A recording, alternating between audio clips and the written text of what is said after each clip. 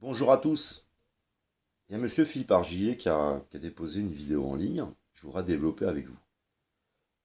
Tout d'abord, la première chose que je vais relever dans cette vidéo, c'est le doute, la suspicion, la division que met en place Monsieur Argillier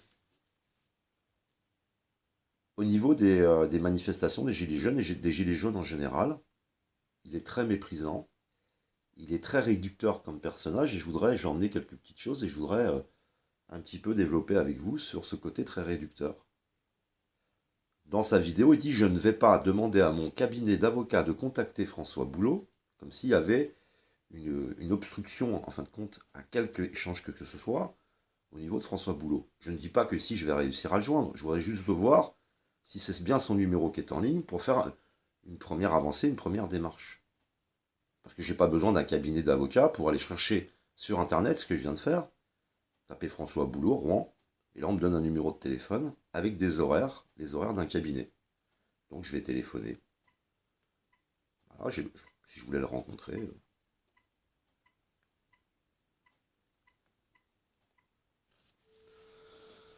Oh putain, c'est impressionnant quoi, c'est impressionnant. Complexe le monsieur.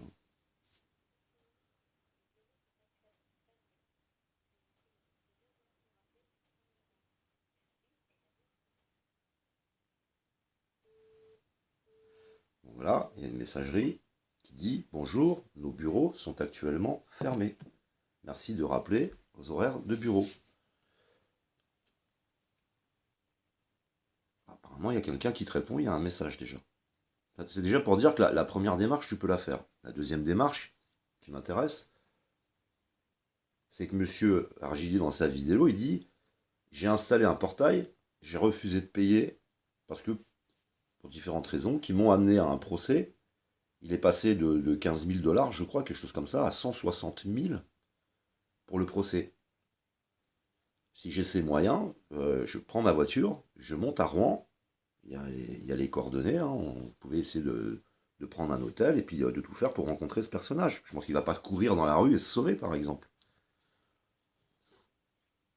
Je me demande si je ferais pas mieux de rappeler demain et aux horaires de bureau pour l'avoir au téléphone, ce serait marrant. Voilà. Donc je voudrais développer sur monsieur Argillier, à qui je propose de participer à un direct, parce qu'il y a la mise en place, là, sur Internet, de toute une sorte de comédie dramatique, où on aurait presque l'impression que les gens se sauvent, hein. C'est vraiment l'impression que ça donne. Mais c'est pas ça qui m'intéresse le plus dans cette histoire. Tout d'abord, quand il commence, il parle de son équipe, mon équipe. Il parle d'un troisième œil.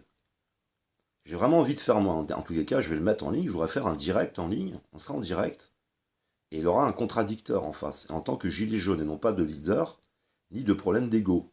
C'est pas un combat de coq, hein. J'ai l'impression que monsieur Argillier, il réduit en permanence le mouvement à des victimes, à des blessés. Alors je vous mettrai le lien de sa vidéo dans la description.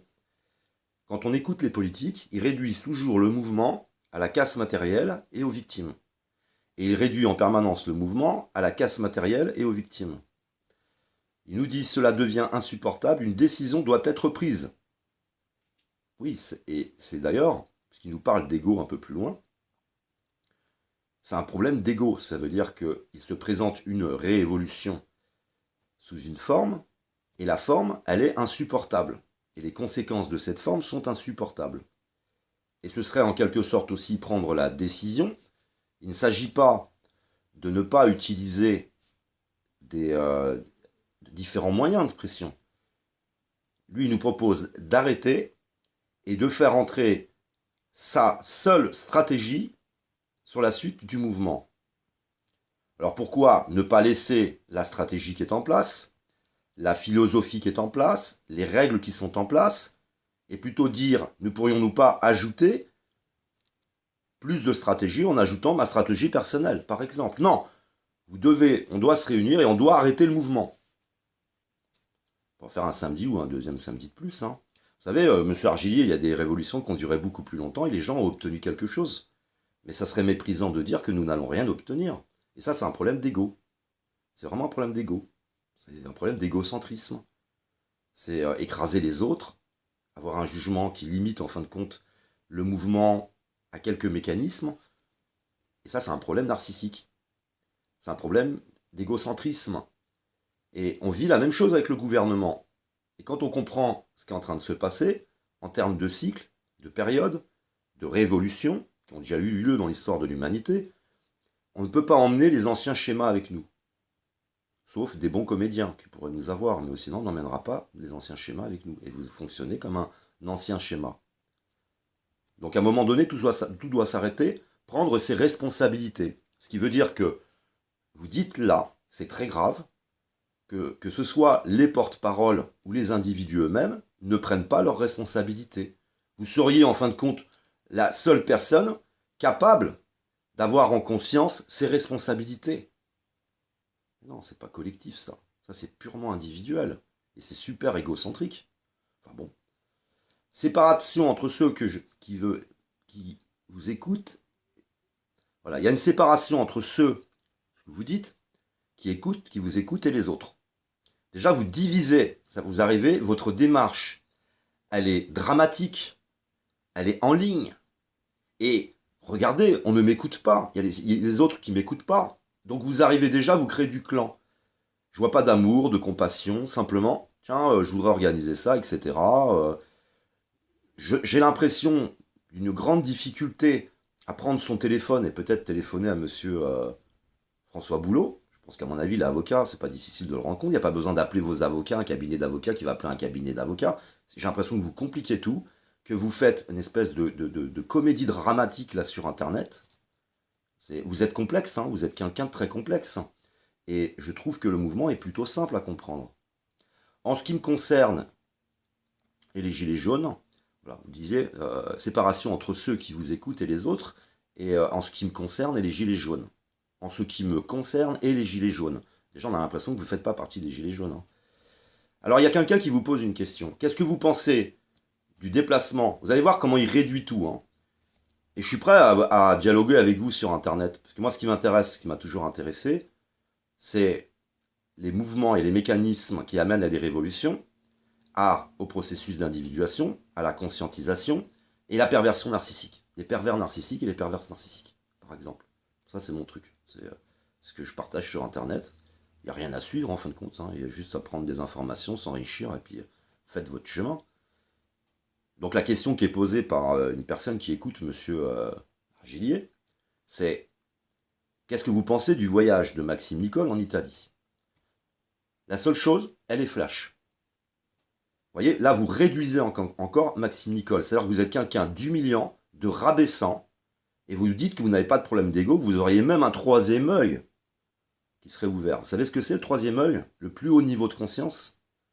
Tu ne te comportes pas comme ça avec les autres, parce que on était un très grand nombre, monsieur Argillier, à être très content du déplacement de Maxime Nicole en Italie, puisqu'il était question, et c'est extrêmement grave et important dans une stratégie, de faire passer le message aux Italiens, attention, c'est pas vrai, ce ne sont pas vraiment des gilets jaunes qui vous ont rencontré, c'est pas vrai, ce n'était pas notre démarche au départ. Qui ont rencontré certaines personnalités politiques, par exemple. Mais vous dites, la seule chose est les flashs. À chaque fois, vous réduisez la présence de Maxime Nicole à un simple leader. Quand je dis simple leader, c'est autre chose que ce qu'il est. Il n'est pas leader, il est porte-parole. Mais la politique font la même chose, monsieur. Sans arrêt, ils essayent de le mettre en tant que leader. Et c'est un effort considérable pour l'ensemble des porte-paroles de toujours dire non, nous ne sommes pas leaders. Il y a certaines personnes qui nous suivent, et puis on dit ce qu'on pense, on propose des choses, etc. Et vous le ramenez à leader. Et la politique le ramène à leader. Et l'attitude de la politique, elle est malsaine. C'est comme une forme de propagande. Je connais très bien les logiciels qui mettent en place de la propagande.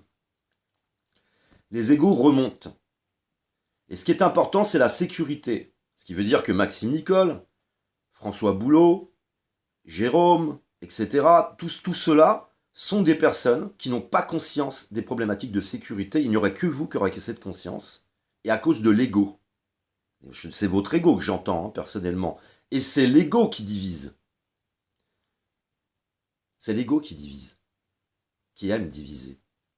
qui aime attirer vers soi, et au travers de toute une comédie dramatique. Vous vous rendez compte? Problème de sécurité, ils n'ont pas conscience, ça suffit, faut arrêter, arrêter. Non, on est des imbéciles. Il a déjà vu des révolutions, il n'y avait pas de morts. Il a déjà vu des révolutions, il y a des blessés. Est-ce qu'on a demandé à l'ensemble des blessés ce qu'il fallait faire? Est-ce que les blessés diraient, par exemple, ou les personnes incarcérées, comme Christophe, qui a été incarcéré, Christophe Détinger, il a dit, s'il vous plaît, tant pis ce qui m'arrive, continuez le mouvement. S'il m'arrivait quelque chose, je ne peux pas parler au nom de tous ceux qui sont décédés, puisque je ne suis pas décédé, mais s'il m'arrivait quelque chose, s'il vous plaît, continuez. Si j'ai la main coupée, s'il vous plaît, continuez. On a quand même Jérôme qui a perdu un œil et qui dit continuons. Et là, on a quelqu'un qui n'a rien arrivé, il dit non, non, vous devez arrêter pour la sécurité, vous n'êtes pas conscient de la sécurité. Et je pense que vous n'avez pas conscience de qu'est-ce que ce mécanisme auquel on est en train d'assister dans son ampleur. Ça veut dire que vous réduisez systématiquement les choses à du quantitatif. Vous êtes dans l'émotionnel, l'affectif. Mais il y a bien plus que ça dans ce mouvement. Vous avez un regard hyper réducteur et je vais en parler. Je voudrais vous en parler. Je vais vous mettre ici mon intelligence. Je ne sais pas si vous allez la voir, ça c'est mon intelligence individuelle. Elle est au bout d'une tête d'épingle. Ça c'est mon intelligence individuelle. Voilà. Je ne suis pas plus intelligent que ça. Hein. Je ne sais pas pour vous. Hein. Moi, mon intelligence, elle est là. Ensuite, on a l'intelligence de la République. On dirait que ça, c'est la République. Oui, c'est un volume plus important, ça comporte beaucoup de monde.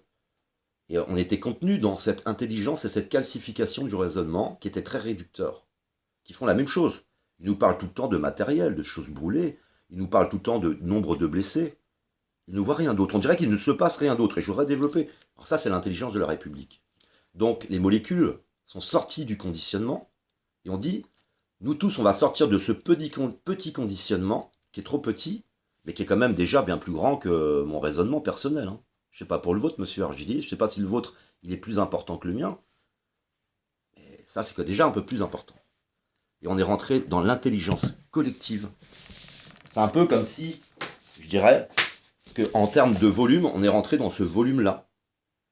Et vous avez monsieur Argilier, qui doit avoir à peu près, peut-être, le double de moi, triple de moi en intelligence, qui nous dit, vous, rentrez dans mon intelligence. Mais c'est pas possible. Est-ce que vous seriez plus intelligent que l'intelligence collective actuelle?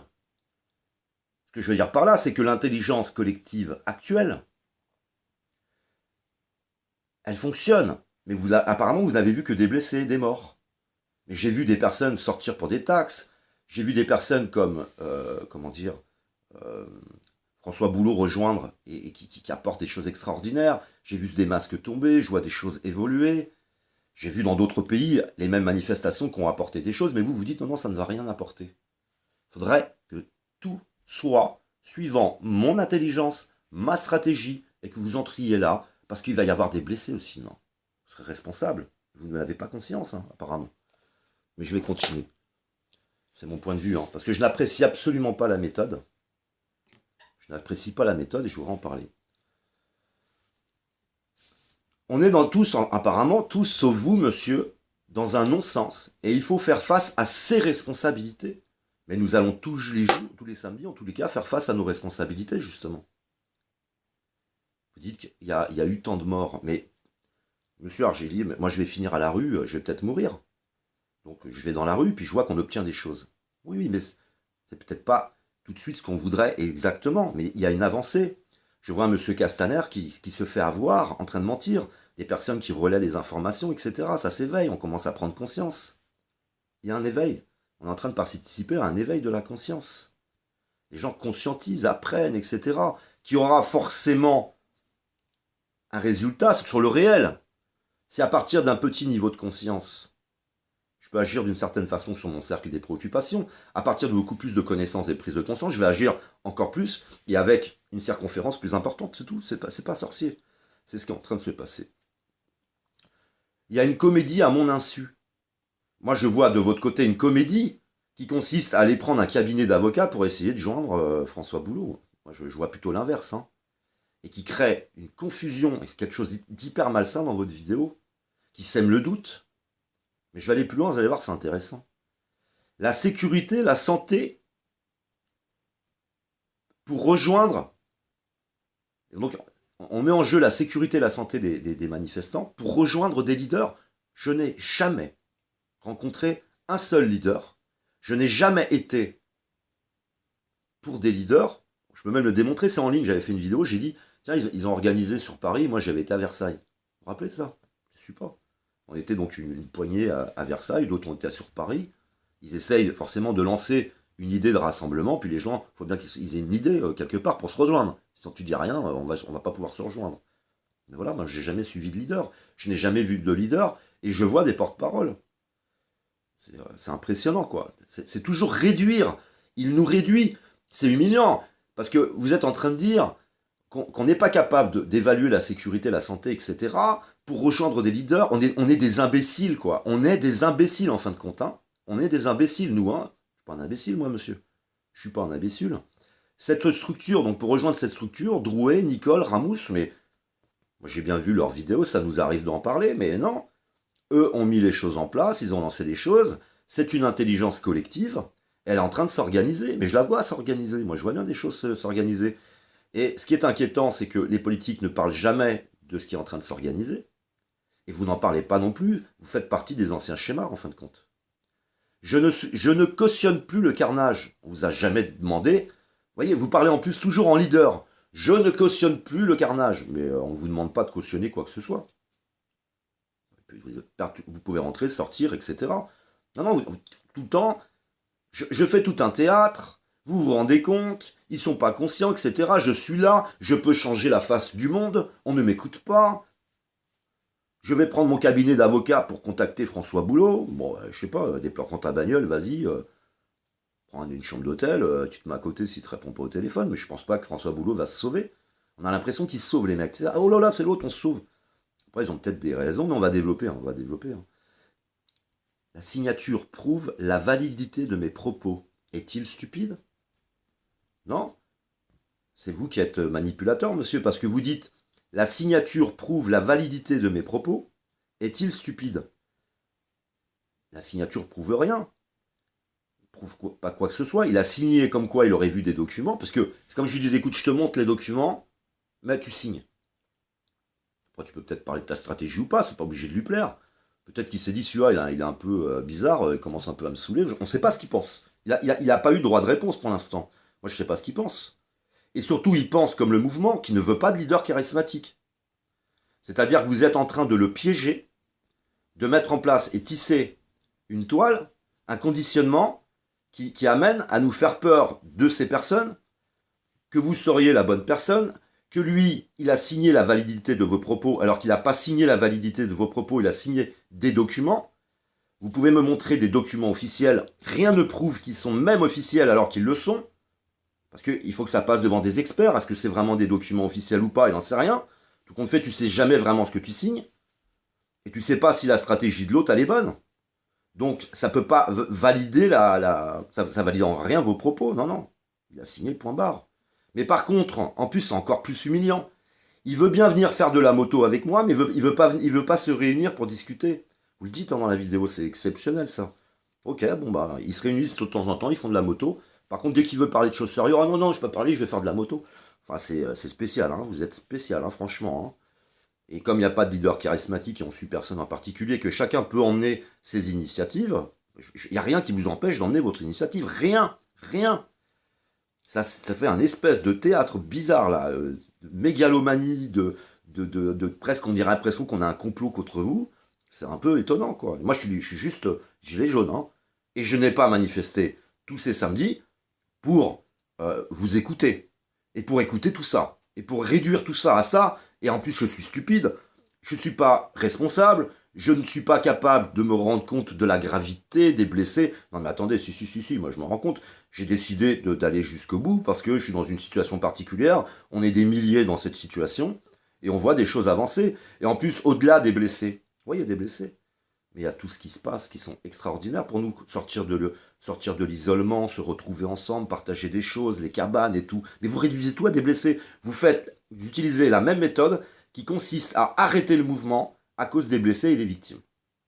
Et c'est la même méthode que le gouvernement. Ça veut dire que vous emmenez de la morale. Hein. Attention, la morale, les principes. C'est presque, j'ai l'impression d'entendre le Vatican, on dirait un dogme. C'est quand même spécial, quoi. Il en va de la sécurité des gens. Essayez de s'imaginer, attendez, essayez de s'imaginer se laver avec un moignon. Oh, mais la comédie, mais on n'est pas dans le quantitatif. Je suis désolé, hein. Mais le nombre de blessés et de victimes, c'est le quantitatif. Après, il y a le qualitatif, dans lequel on peut intégrer, en effet, des personnes qui sont blessées. Mais dans le qualitatif, il y a aussi, et aussi dans le quantitatif de l'autre côté, dans les côtés positifs, vous ne mettez en avant que les côtés négatifs. C'est malsain. Vous savez, on a l'impression d'être en train d'entrer sous l'emprise de quelqu'un qui a que les côtés négatifs. Vous vous rendez compte, se laver avec un moignon, se faire à manger avec un moignon, c'est l'horreur, on doit arrêter. Mais c'est les politiques qui font ça. Il n'a jamais été question. Et puis, demandez à celui qui doit se laver avec un moignon. Il a peut-être envie que ça continue comme ça. Et cette méthode a déjà été utilisée plusieurs fois dans l'histoire de l'humanité et elle a porté ses fruits. On a quand même un ordre qui est en train de se former, se structurer, j'en ai parlé. Le mouvement des Gilets jaunes est en train de former sa colonne vertébrale. Il est en train de développer son intelligence collective, son système immunitaire. Il développe de nombreuses idées, ça communique, ça interagit, ça crée plein d'interactions, plein de discussions, plein de polémiques. Ça perce au niveau des médias. Je vois plein de choses positives. On dirait que non. C'est juste une bande d'abrutis irresponsables qui ne sont pas conscients des problématiques de sécurité, qui descendent dans la rue. Moi, je suis pas ça, moi. Je suis pas ça, puis je suis surtout pas descendu pendant des semaines dans la rue pour vous voir arriver et me parler comme ça. Hein. Surtout pas. On est plus dans une dynamique de grand chef. Parce que là, vous dites qu'en fait, en gros, hein, il faudrait un grand chef. Hein. On est plus dans une dynamique de grand chef. Mais c'est pas être chef que vous voulez. On sait pas ce que vous voulez en fin de compte. C'est compliqué, quoi. Non, on n'est plus au temps de la Gaule, où il y avait des tribus qui étaient toutes divisées. C'était compliqué de les réunir. Non, on a des gens qui se réunissent hyper conscients, justement, hyper responsables, qui commencent à prendre leurs responsabilités, qui grandissent, etc., et qui n'ont pas besoin d'un leader charismatique. Sachant que le mouvement, je l'ai expliqué, dans l'élévation de la conscience de l'humanité, il y a des étapes. Avant, c'était les rois qui étaient initiés, ils avaient la couronne sur la tête. C'est à la fois symbolique, mais c'est aussi, il y a quelque chose de très spirituel derrière. Ensuite, cette couronne est descendue par l'initiation aussi aux bourgeois, et ensuite la couronne doit descendre sur le peuple. Donc le mouvement n'est pas fait pour avoir un grand chef, ce mouvement est fait pour que les gens reçoivent cette couronne, ça veut dire s'élever en conscience, prendre leurs responsabilités, être adultes, prendre des décisions pour eux-mêmes. Ce qui veut dire que même du point de vue du cycle, de l'élévation de la conscience dans les cycles, ce mouvement est parfaitement logique, il est divin ce mouvement. Mais il faudrait qu'il ait un grand chef. Enfin bon. J'ai une solution pour rester chez vous le week-end. Bah, utilise-la la solution. Tu peux l'utiliser. D'ailleurs, c'est très compliqué. Hein. Il veut bien l'utiliser, mais comme il a une femme et des enfants, il va passer sa femme et ses enfants avant la France. Je vous rappelle quand même que pourquoi on en est là aujourd'hui? Parce que l'ensemble des politiques ont toujours passé leur intérêt personnel, leurs femmes et leurs enfants, avant la France. Et qu'il faudrait des personnes qui soient prêtes justement à mettre la France avant tout. Et c'est là que les choses vont basculer, et pas l'inverse. Un peu compliqué votre histoire. Hein. Soit tout le monde se réveille, ou il va y avoir encore des yeux et des mains, etc. Mais on est en train de se réveiller. Mais vous voyez, il n'est même pas capable de détecter l'éveil des consciences. Il n'y a que lui qui est éveillé. Et que sa stratégie. Sachez que vous n'obtiendrez rien. Et après, ça parle d'ego de l'autre côté. Et plus bas ici, ça parle d'humilité, d'avoir du courage, d'avoir de l'humilité, d'apprendre.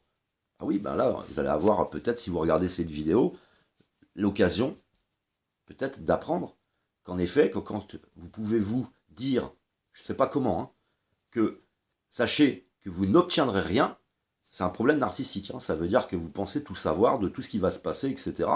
Moi, j'en suis pas certain. Je pense que peut-être, vous avez peut-être des documents hyper importants. Je vous rappelle que des documents importants aussi, c'est important. Il y en a eu plein de sorties, hein, et ça n'a jamais rien changé. Hein. Regardez l'affaire Benalla, hein. Ils ont des documents importants. Et puis tous les scandales qu'il y a eu dans notre histoire, des documents importants. On a démoli la Libye, hein. On a les documents, hein. C'est important, et ça n'a rien changé. Hein. Et c'est vos documents qui vont tout changer. Bon, bref. Sachez que vous n'obtiendrez rien. Pourquoi je ferai quelque chose pour les gilets jaunes alors qu'ils ne veulent pas de moi? Voilà, c'est... Bon, alors moi je veux bien, mais il faudra qu'on soit copains, quoi. C'est incroyable, quoi. C'est super infantile, hein, pour moi. Hein. Vous avez l'air de dire que les leaders sont infantiles, mais moi je trouve que c'est là que c'est infantile. Si j'ai de quoi changer les choses, mais je me casse pas la tête, hein, c'est pas, ouais, bon, bah comme vous voulez pas de moi, non, non, c'est gravissime, hein, cette déclaration, pourquoi je ferais quelque chose pour les gilets jaunes, alors qu'ils ne veulent pas de moi. C'est pas pour toi, c'est pas pour les gilets jaunes, c'est pour la France. C'est aussi pour ta femme et tes enfants. Parce que de croire que si on fait rien, ta femme et tes enfants vont pas être touchés, ça résonne complètement. Ah bon. Alors, la réponse à tout ça, parce que pourquoi ça va mal? Parce qu'ils ne veulent pas être détrônés. Ça tourne toujours autour des leaders, de les mettre en position de leader, mais ils peuvent se barrer, tous. Même François Boulot, Jérôme, Éric, Maxime, on continuera à sortir dans la rue, d'autres viendront, et viendront naturellement. Et ce que j'aime dans ce mouvement, c'est tous ceux qui arrivent et qui demandent à avoir, c'est ce que vous demandez, une place spéciale.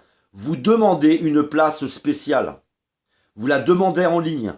Vous créez la division. Vous créez la suspicion. Mais à chaque fois, ceux qui ont fait ça ont été éjectés du mouvement.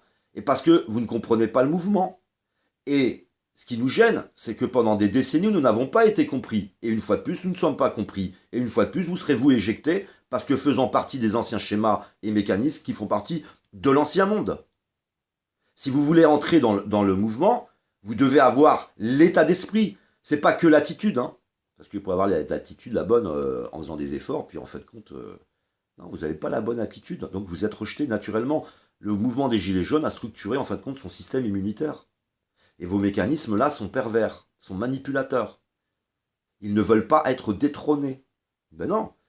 Je suis désolé, vous avez par exemple des personnes qui se sont présentées au niveau de la Constitution, proposer des choses. Ils sont arrivés, ils ont été acceptés. Il y en a qui ont organisé des grandes réunions, etc. Ça se passe bien parce qu'ils arrivent, ils ne demandent pas une place particulière. Ils n'arrivent qu'avec une idée. Eux n'apparaissent même pas. Mais vous nous vendez tout le long de la vidéo, non, non, c'est pas moi, c'est mes idées. Mais en même temps, ils veulent pas de moi. Est-ce que c'est de vos idées, pas de vous, on ne sait pas. Il y a une confusion complète. En plus, vous n'êtes pas explicite complètement. Franchement, ça laisse un sentiment extrêmement désagréable, frustrant, votre vidéo. Et quand j'écoute les politiques, je suis toujours dans un sentiment désagréable et frustrant. Donc tout ce qui est ancien mécanisme, ancien comportement, ne peut pas intégrer les gilets jaunes. Vous allez comprendre ça. Vous pouvez pas. Et ça se fait naturellement. Donc, pareil, Ingrid Levavasseur vous voulait une place particulière. Et elle a été rejetée. Mais c'est pas la seule. Tous ceux qui arriveront en disant je veux une place particulière seront rejetés. Et à chaque fois, ceux qui viennent, qui arrivent par exemple pour proposer le RIC, j'en ai vu un là, hein. Il est arrivé, il n'a pas demandé de place particulière, et puis il a été super bien accepté, il développe sur le RIC, et c'est tout. J'ai même pas envie de dire son nom, il s'en fout. Lui, ce qu'il voudrait, c'est qu'on réécrive la Constitution et qu'on mette le RIC en place. Il a été super accepté. Tout le monde ne parle que de lui là, beaucoup en tout cas. Mais lui là, on n'entend pas lui. Et puis, il fait pas des vidéos, vous vous rendez compte, les gilets jaunes ne veulent pas de moi, etc. Je sais pas, quoi. Moi, il y en a certains, je sais pas si François Boulot il serait arrivé en disant, vous vous rendez compte, les gilets jaunes, ils veulent pas de moi. Et à chaque fois, c'est de la mégalo. On a vu une jeune femme, enfin une femme d'un certain âge qui est arrivée, qui a fait la même. Hein. À chaque fois, ça rentre dans la mégalo, c'est méprisant à la fin, etc. Comprenez, vous pouvez pas être méprisant.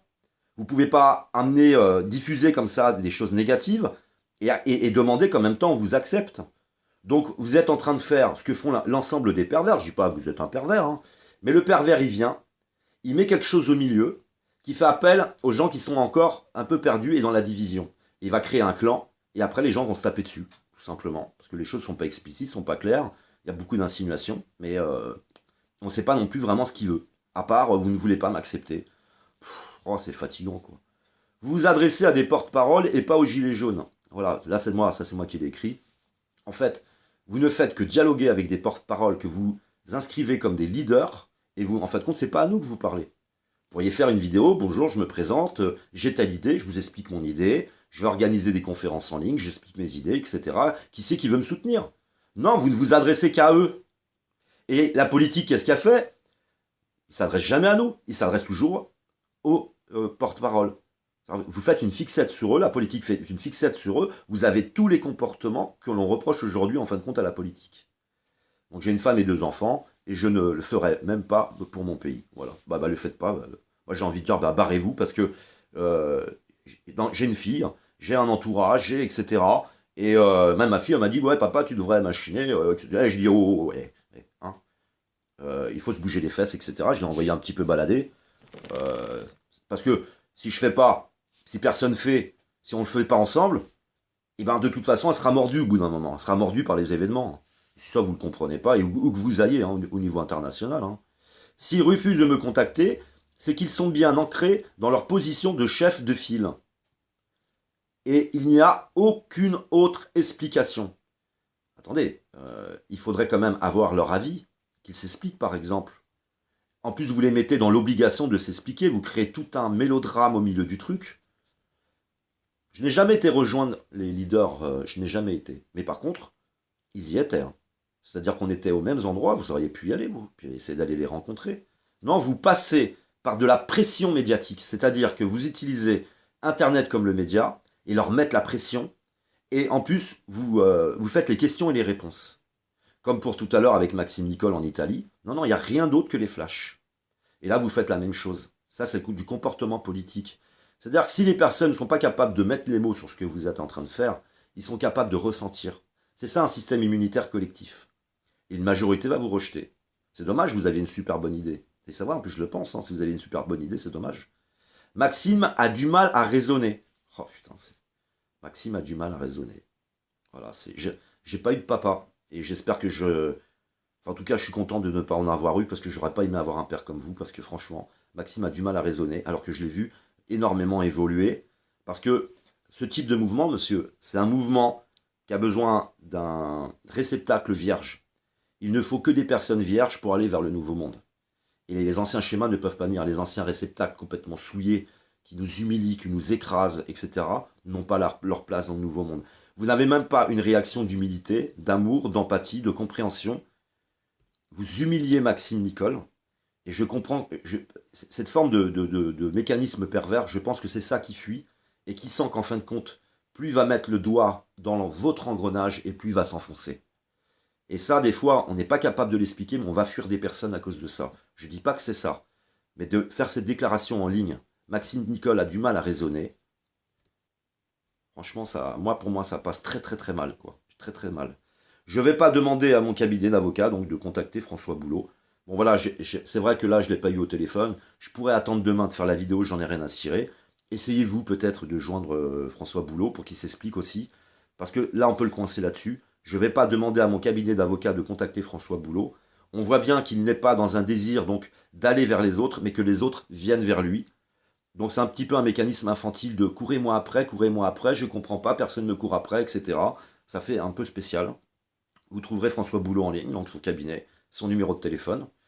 Peut-être que d'autres prendront la démarche d'essayer de le rencontrer directement en attendant l'entrée de son boule pour voir si c'est possible de le rencontrer, puisque visiblement, ce monsieur ne peut pas faire autrement que de passer par un cabinet d'avocats pour rencontrer les autres. Ça paraît très procédurier. Procédurier pour un portail, prêt à mettre, je crois, si je dis plus de bêtises, je m'en souviens plus, hein, ça me saoule, je crois que c'est 160 000 dollars de procédure pour pas payer 15 000 dollars. Cabinet d'avocat pour contacter François Boulot. Moi j'ai l'impression que vous êtes quelqu'un, quand on met le doigt dans l'engrenage, on est embarqué et il faut s'attendre à toutes sortes de choses. Et en effet, quand il parle de complotisme, je pense que il y a un complot contre vous. Et je pense que de vous rencontrer, c'est aussi mettre un peu de complotisme dans toute cette histoire, alors que eux ont toujours fait des directs. Même quand ils rencontrent des personnes, ils essayent que ça se fasse en direct pour que tout le monde puisse profiter de ce qui se passe. Et que vous, en fin de compte, c'est très isolé. C'est un peu dans la mégalo. Et vous me paraissez être quelqu'un de très particulier dans votre démarche et qui ne correspond pas à la majorité des Gilets jaunes. Et en tous les cas, à ce mécanisme qui est en train de se mettre en place, qui est un mécanisme qui est universel. Et je crois que tout ça, vous ne le comprenez pas. Voilà. C'était mon point de vue. Je voulais amener quelque chose. Je ne sais pas si ce sera vu. Et j'invite ce monsieur à participer à un direct, par exemple, chez Saber Solo, s'il serait d'accord, ou chez quelqu'un d'autre. Et j'aimerais bien échanger avec lui pour aller voir qu'est-ce qui se cache derrière tout ça. Et puis qu'il nous exprime les choses clairement. Et que comme ça, clairement, on peut s'engager dans une procédure et mettre en avant un personnage. Mais très sincèrement, je vous le dis là, vu ce qui vient de se passer, je ne vous mettrai pas en avant. Parce que c'est malsain que c'est en train de se faire là. La façon dont vous le faites, est-ce que vous le faites, etc., c'est super malsain. Et il est préférable de continuer à avoir des personnes qui ont peut-être du mal à réfléchir, comme François Boulot, par exemple, que je trouve très simple. Il y va, il explique les choses, c'est sain, il s'en va, il a fait son travail, il l'a bien fait, point barre, et ça rentre pas dans des vidéos, machin, mégalo, etc. Et puis envoyez chez les gens, comme je vous ai vu le faire à la fin de votre vidéo, qui est très rabaissante. Et puis si on devait éliminer tous les cons, ce serait un gros travail, hein, ça c'est vous qui le dites. Vous êtes super méprisant, vous êtes exactement comme la politique. Et j'accepte un direct avec vous chez Saber Solo pour qu'on en parle. Merci de m'avoir écouté et à une prochaine vidéo.